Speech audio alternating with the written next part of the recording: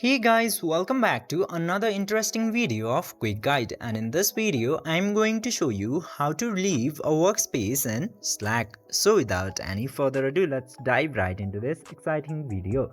Now, in order to leave a workspace in Slack, just simply open your Slack application at first and then tap to this icon into the top left corner, and from there you can see all of the workspace that you have. Now, in order to leave workspace, you just simply have to tap into these three dots beside the workspace, and then you will get the option of sign out. Just simply tap into that sign out button and again click to sign out in order to confirm.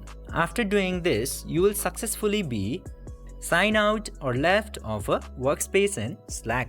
By following these very easy steps, you can also leave any workspace in Slack. I hope this video was helpful for you. If yes, don't forget to like, share and subscribe to the channel to never miss another update. Thank you for watching the video.